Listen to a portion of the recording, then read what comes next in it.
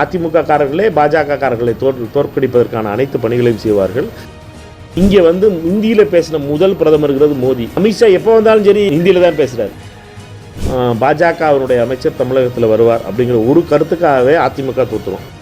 பாராளுமன்றத்தில் நாங்கள் எழுப்புவோம். முதல்ல நாங்கள் கேட்க போகிறது பெஹல்காம் பிரச்சனையை பற்றிய பிரச்சனையை தான் எழுப்புவோம்.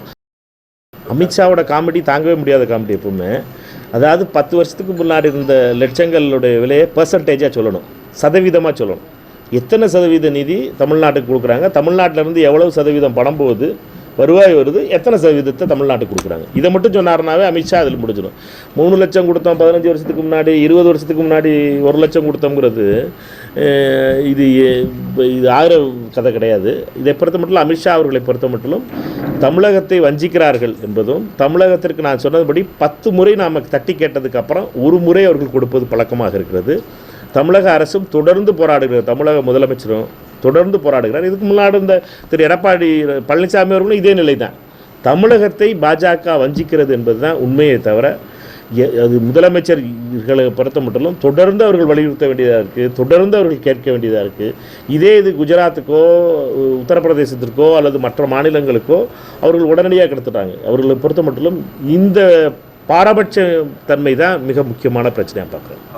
அமித்ஷா அவர்களை பொறுத்த மட்டும் தேர்தலுக்காக பேசுகிற பேச்சு, அவர் பேசுகிறது வந்து எப்பொழுதுமே பொய்களை வந்து நெய்யும் தேனும் ஊற்றி பேசுவார் அவர்.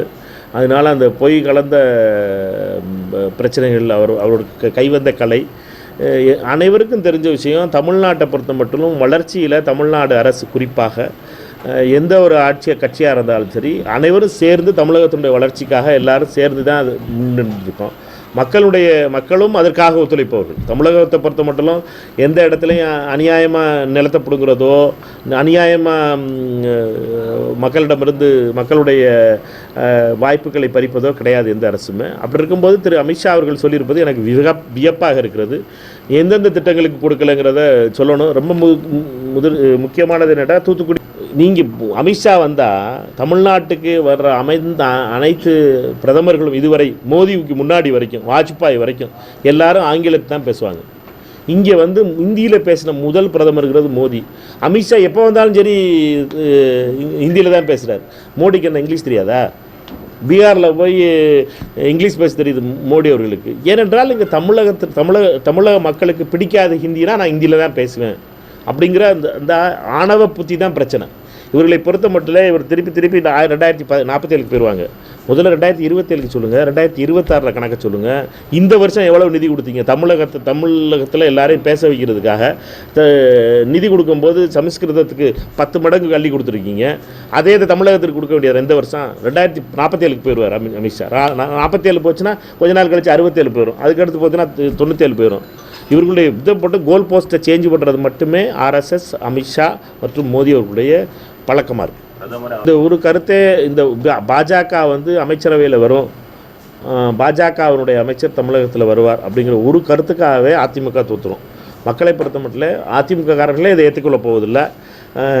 பாஜக வந்து குறுக்கு வழியில் இல்லை, இப்போ நேர் வழியிலே வர்றதுக்காக மக்கள் வாக்களிப்பார்களா என்பது நம்ம முடிவு செய்யணும். அதிமுக எம்ஜிஆருடைய உண்மையான விசுவாசிகள், ஜெயலலிதா அம்மையாருடைய உண்மையாக இருப்பவர்கள் யாருமே இதை ஏற்றுக்கொள்ள முடியாது. அதிமுக காரர்களே பாஜக காரர்களை தோற்கடிப்பதற்கான அனைத்து பணிகளையும் செய்வார்கள். என்னட்டா அதிமுக உண்மையான எந்த ஒரு அதிமுக காரணம் எம்ஜிஆர் கட்சியை, ஜெயலலிதா அவர்களுடைய கட்சியை அடகு வைக்கின்ற இந்த பணியை, அதுவும் ஓப்பனாக ஒரு அமித்ஷா அவர்கள் இப்படி சொல்லியிருப்பது என்பது அதிமுகவை மூடிவிட்டு பாஜகவினுடைய ஆட்சி வரும் அப்படிங்கிறது சொல்லியிருக்கலாம். அவர் அதற்கு முன்னாடி ஒரு படியில் நிப்பாட்டியிருக்கார் தன்னுடைய பேச்சை. இதை பொறுத்த மட்டும் பாராளுமன்றத்தில் நாங்கள் எழுப்புவோம். முதல்ல நாங்கள் கேட்க போகிறது பெஹல்காம் பிரச்சனையை பற்றிய பிரச்சனையை தான் எழுப்புவோம். இவர்களை பொறுத்த மட்டும் பெஹல்காமில் என்ன நடந்தது என்பதை பற்றியும், யாருடைய தோல்வி, உள்துறை அமைச்சருடைய தோல்வி அதில் எவ்வளோ இருக்குது, அதில் வந்து இவ்வளோ பேரை சுட்டு வீழ்த்தி விட்டு 4 பேர் தப்பிச்சு போயிருக்காங்க, அவர்களை பற்றி அவர்களை எல்லை தாண்டுவதற்காக பாதுகாப்புத்துறை அமைச்சர் என்ன செய்து கொண்டிருந்தார், அவருடைய கவனமின்மை, இதை பற்றியெல்லாம் கேள்வி கேட்போம். எங்களை பொறுத்த மட்டும் எப்பொழுது இந்தியா தாக்கப்பட்டதோ அப்பொழுது இந்தியாவோடு நின்றோம், நம்முடைய இராணுவ படைகளோடு நின்றோம். எதிர்க்கட்சிகள் அனைவரும் யாருமே இந்த கேள்வியெல்லாம் கேட்கல. எப்போ தாக்குதல் நடச்சோ பஹல்காமில் யாருமே அமித்ஷா அவர்களுடைய ராஜினாமா கேட்கல.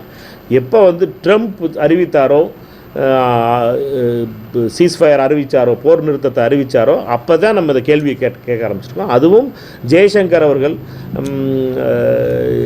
எங்கள் அப்பன் குதிரைக்குள்ளே இல்லைன்னு சொன்ன கதையாக நாங்கள் தான் முதல்ல பாகிஸ்தானர்களுக்கு தகவல் சொன்னோம் அப்படின்னு சொன்னதுனால தான் கேள்வி கேட்க வேண்டியா போச்சு. அதனால ஜெய்சங்கர் இப்போ காலை காணோம், எங்கே இருக்காருன்னு தெரியல. அந்த வேலையை இன்னொரு கட்சிக்காரர்கிட்ட கொடுத்துருக்காங்க இப்போ, வெளிநாட்டுக்கு போகிற வேலையெல்லாம். அதனால் அவர்களை பொறுத்த மட்டும் பாஜகக்காரர்கள் மிகப்பெரிய பிரச்சனையிலே நாடாளுமன்றத்தில் சந்திப்பார்கள். நாடாளுமன்றத்தில் மொத்த இந்தியா கூட்டணியும் ராகுல் காந்தி அவர்கள் தலைமையில் தெளிவான கேள்விகளை கேட்போம். இந்த நாடாளுமன்ற கூட்டத்தொடரில் இந்த பிரச்சனைகள் அனைத்தும் விவாதிக்க வேண்டும், நேரம் ஒதுக்க வேண்டும் என்று தொடர்ந்து வலியுறுத்துவோம். நல்ல நிலையை எடுத்திருக்கிறார்கள். ஆனால் என்னென்னு கேட்டிங்கன்னா, நீங்கள் ரொம்ப முக்கியமானது என்னென்னு கேட்டிங்கன்னா, எந்த நிலையிலும் சர்வதேச அரங்குகளிலே இந்தியாவினுடைய நன்மைக்காக எப்பொழுதெல்லாம் அரசு நடவடிக்கை எடுக்கிறதோ நாங்கள் அனைத்து கட்சிகளும் உடனிருப்போம். ஆனால் என்னென்னு கேட்டிங்கன்னா, மற்ற நாடுகளுக்கு நாம் தலைவணங்கி போவது என்பதோ, மற்ற நாடுகளுக்காக நம்முடைய இந்தியாவினுடைய இன்ட்ரெஸ்ட்டை வந்து சாக்ரிஃபைஸ் பண்ணுவது என்பதோ ஏற்றுக்கொள்ள முடியாது. இதுபோன்ற செய்திகளை மேலும் தெரிந்து கொள்ள எங்களது யூடியூப், ஃபேஸ்புக் மற்றும் ட்விட்டர் ஆப்களை சப்ஸ்கிரைப் செய்யவும்.